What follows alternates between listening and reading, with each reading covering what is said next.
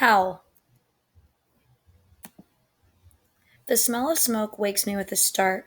I spring to my feet, wincing as my scorched paws hit the ground. I look spin.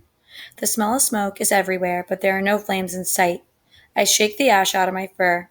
Look to the river for any sign that the fire is crossed. There is no roar and pop of flames, only the steady rush of the river. The sun rises rusty orange through the haze. I blink away the sting of smoke and bark black soot out of my mouth. I look spin again, slowly this time. The deer and rabbits and birds, all the animals from the river yesterday, are gone. I drop my chin to the ground, and a puff of ash rises out of the grass and pine needles. They will not eat this grass, not until the rain has washed it clean. I stretch, bone weary, turn twice, and flop back down on the ash crunchy grass. I sleep and wake and sleep again, long into the day. I yawn and stretch as the sun falls down behind the mountains. By moonrise, the wind shifts, carrying the smoke back over the burned ground. Floating ash and soon move on, and the river water tastes sweet again. I drink my fill and then gaze at the scorched earth on the far side. It is black as far as I can see. If the stranger wolf is out there, she is once again on the opposite shore. There is no tracking over burned ground. I will never find her. The moon is bright enough to cast shadows. It was last full like this when the pale wolves came over the mountains to kill my family. I have journeyed so far since then. I am not that wolf anymore. I follow the river with a heavy heart, but with each step these mountains feel more like home. My old friends, the pines and firs greet me, and huckleberries. They are not quite ripe, but I can smell the bears that have come by to check on them. The air is cooler as I climb. I can smell the homes of rabbits and ground squirrels. Deer trails meander from one meadow to the next. I rub up against the familiar bark of a hemlock tree as if greeting a packmate. I top the ridgeline, and cooler, moister air meets me, swirling from one rocky peak to the next. Mountain upon mountain stands before me, and my heart soars at the sight of them. There are new trees here, and smells I have never met before. Something little dark and brown, like a weasel but with a duck's webbed feet, hunts fish in the creek bed below me. A chubby, wet, wormy thing with leg darts in and out of its hole to eat spiders. I could watch that trick all night.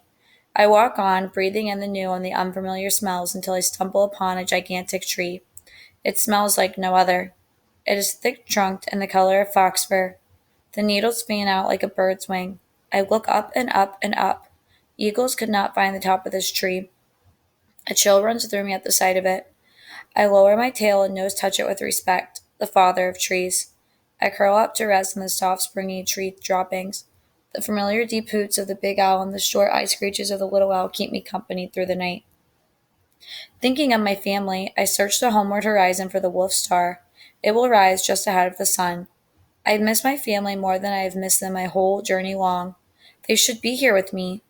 I had been running all this time, wildly hoping that someone survived, hoping they would find my tracks and follow them. And now at last I found a place where we could live as wolves should, and I am all alone. The stars make their slow walk up the sky, and just as the wolf star steps above the horizon, I hear a howl. A howl! I jump to my feet and drink in the sound. It is magnificent. None of the yipping and yapping coyotes make. Not the grunts of a bear, not the yowls of a cougar. Nothing but long, clear "ooh" that echoes from the hills. It makes my fur stand on end. I turn to face the voice. I lift my head to smell for its maker. The wind is blowing the wrong way for smelling, but the voice, it cannot be far. I am hungry for companionship like I have never been hungry for meat. A moon cycle ago, I would have run to greet it without a second thought, but I have journeyed too far to make that mistake now. It could be a friend out there in the darkness, lonely and searching just like me. Or it could be a lookout, the messenger of a pack hidden somewhere nearby, a pack ready to kill me if I step onto their home ground. I listen and wait. At sunup, the wolf howls again. No other voices join in. I head in the direction of the new wolf, but I smell for the scent marks of the pack's territory. I search out high ground. I think about escape routes. There is no border to find, no mark of rival wolves. I make my choice and run toward the new wolf. As I run, I hear the rat-a-tat call of woodpeckers and the squawk of black-headed blue jay. Chubby, short-eared brush rabbits, so different from the long, lanky rabbits of the desert, dart for cover as I run by. All of it reminds me of home. Not everything is the same. There are trees I can't name, Birds I have never seen before, but it is like home. It could be home. As I draw close to where I heard the howling, I look, smell for tracks. I zigzag through the trees and find a smell I have not smelled since I left home. Elk. Not one, many. Suddenly I am hungry, but not because I haven't eaten today. I am hungry because elk is food. Real food. Wolf food. And in that instant, I make up my mind. This will be my home ground, my mountains, whether this new wolf will have me or not. Everything I need is here. I stand up against a pine tree and mark with my claws as high as I can reach. I wet mark it. Not the faint, gentle smell marks my feet make. Not the marks that say, "Here I am, follow if you like." This mark says mine. Mine for living, mine for hunting, mine until you kill me to take it away.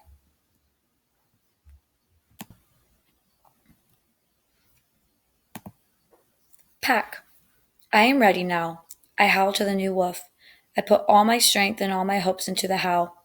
The echo of it rings from the mountain tops, and into the silence that follows comes a lower, sweeter howl. I drink in the sound, and in my joy I almost answer back in the tail-wagging yips of a pup. I stop myself mid-wag and give a dignified howl, a howl that would do my pack proud. The new wolf howls. The new wolf howls right back. I lift my head and taste the wind. Yes! She is on the ridge across from me, a good night's run. I would not care if it were 10 nights' run. I will not stop until I find her. I take the ground between us like a bird takes the sky. I remember when father came home from the hunt. We all crowded up to him, bowing our heads and lowering our tails. He went among us, tapping each of us on the head, showing us that we belonged to the pack, promising to always feed us. I want to be a wolf like my father for this new wolf. I have not even met her, and already I want to take care of her, hunt for her, protect her. I work my way down the ridge and into the valley between us. There are elk to hunt, there is home ground to mark, a den to dig, and a night sky waiting to be filled with howling. I work my way up the opposite side. She calls out to me again and again from the same place. She is guiding me to her. Hope rises in me, and I sprint the last upward stretch. The fox-colored trees with the bird-wing needles are thick on the ground here, and ferns and huckleberries. One last call, so close, and there she is, a raven-black wolf pacing in a meadow before me, a black wolf with amber eyes. I breathe in her scent, remembering. It is a stranger wolf from the far side of the Black River. I would know her anywhere. I hold still, practically holding my breath just to look at her. I woof to her. She is so beautiful I can't look away. I woof softly to her again. I have traveled a long way to find you. I stand my tallest. I hold up my ears and tail and walk toward her. She holds my gaze and growl woofs in return. She holds her ears and tail up tall. She is big. The closer I come, the more I see that she is just as tall as me and as broad in the shoulder. The young wolf that ran away from his home ground would have been afraid, but I have left that wolf far behind. I am more than swift now. Speed is not the only thing I have to offer. I have covered more ground than my mother or father ever did. I have seen new animals, new trees, birds they never met, and lands they never traveled. Call me Wander, I say. Night, she answers. I am Night. She is glossy black from nose to tail. Her beauty takes my breath away. But she does not duck her head or lower her tail, not even for the briefest flick. This is not how I thought this would go. I stop. My father was the settled leader of our pack. He never showed me how to meet a grown wolf for the first time. I take a step, stop again. She keeps looking at me with those unblinking amber eyes, and I cannot break away from her gaze. I take another step. She does not lower her tail to me. I try all the tricks that worked on my sisters. I bark a command. I pound the ground with my front paws. Warren bowed to me always and wagged sometimes, and in the end, when we were full grown, I could even get Pounce to lower her tail. But this wolf, this Night, will not budge. I do not know what to do next. Night takes a step towards me, and another. Her tail is as tall as ever. It waves from side to side. I cannot stop looking at it, though a smart wolf would be watching her teeth. It could be a trick. I should be careful. But the smell of her is good, so good. I give my deepest growl and drum the ground again. She lowers her head and chest, but this is no crouch of a falling wolf. She is getting ready to spring. I crouch as well, and when we spring together, it is like the elk that crash head to head in battle. I run the length of the meadow with Night behind me so close I can feel her breath. I spin Snarl at the edge of the meadow and chase her back. She is fast and strong. We sprint round and round the meadow, first her leading and then me. She is wild and fierce, a born hunter. If she will have me, I will never be hungry again. Overheard, I hear the call of a raven. I stop to listen, and so does Night. A raven comes and lands on the bowed head of a hemlock tree, raining down needles on us both. I know it is not my raven, but it comforts me to find her kin here after all my travels. I promise myself that I will listen to ravens as my father did and his father before him. I see that Night is listening too. I cannot take my eyes off her. I take a step towards her in silence, ears up and tail level. She steps towards me. I take a step and she takes another. Our nose touches. A shiver passes through me from ears to tail. Night takes one step closer and rests her head on my shoulder. I rub my head against her neck and lick her ears. Will you hunt? She says. Yes. Elk? She says. Yes. Always? Yes. I run with her, pain forgotten and long journey forgotten and all my loneliness forgotten. We pause on the ridgeline to listen and smell, then run silently looking for the open clearings where elk like to feed. We pick up a scent in the same moment, and Night knows what to do without being told. She leads the stalking of the elk, picks a sheltered approach. We pause to watch, noticing a yearling buck that has wandered to the edge of the group. I lead the chase, cutting him off from the rest of his pack, turning him again and again to keep him on open ground. We make the killing blow together. The elk falls. I make a final bite to the throat to still its kicking legs. We stand over our meal, red running from our mouths, and she knows. She waits, just for a moment, to be grateful for the life we have taken. In that moment, I'm more grateful for the life I've found than the one I've taken. She still will not lower her tail to me, and I suspect she never will. But she has not made me lower my tail to her either, an equal bond, like mother and father. When we have eaten our fill of the elk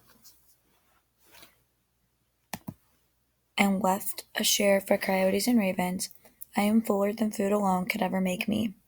We walk back to our home meadow and mark each tree, one on top of the other. Not mine, not only mine, ours. All through the heat of summer and into the snowy bliss of winter, we hunt side by side. There are elk aplenty and streams full of clear water to drink. Some days we run into the snow for the pure joy of running. We fill the nights with howling, and we faithfully mark the borders of our home ground. But there is no threatening howl from an enemy pack. There is only one black river, and very seldom does the stench of men come into our forest. Men are easy to avoid as we roam the ridges and valleys and hidden lakes of our mountains. This is how a wolf should live. Even so, some days I search out the sunrise side of our mountains and look back. I remember Warm. I send my howl to him on the wind, not because I think he can hear me. I call to him because in my heart I want to believe that he is on a mountainside somewhere, with good wolves all around him and plenty of elk to eat. I want to believe that even in his happiness, he will always look for me. The smell memory of my brother has followed me all this way, across rivers and deserts and mountains and burned ground. I breathe in the memory knowing that we will always and never be together. Winter holds the mountains in its frozen grip, but as the nights grow long, it melts into spring. Night becomes quiet and more mysterious than before. She digs a den deep in the most hidden valley of our home ground. We line it with grass together, and then she hides herself away from me. For days and days. I hunt alone and bring her the best of everything. I do not howl, cannot howl while she is hidden from me, but I watch for the wolf star in the morning horizon. I wait and hope. The moon swells from a sliver to a circle, and just when I think my Night will never come back to me, I hear voices deep inside the den. My Night and 3 voices more. Our pups begin in darkness, but my nose tells me they are mine. Ours, a pack of our own. I nose touch my thanks to Night. I lick all 3 pups, from ears to tail, memorizing every squirming bit of them.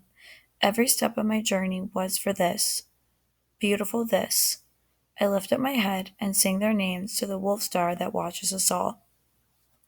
The real wolf behind the story. This story is inspired by the life and travels of a real Oregon wolf called OR7. He was born into the Amana Pack in the Wallowa Mountains in northeastern Oregon.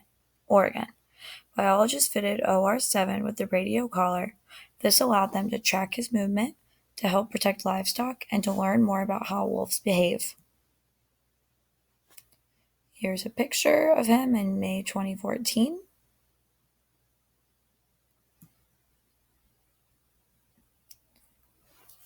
Oregon is home to many black wolves, and OR7's mate has a black coat like this one. In September 2011, when OR was about 2 years old, he left his home and traveled more than 1,000 miles through eastern and southern Oregon and into northern California. Although he passed through cattle and sheep ranching territory along the way, he didn't kill any livestock. OR7 ended his journey in the Siskiyou National Forest region of the Cascade Range, a habitat similar to the one he grew up in, a region rich in deer and elk.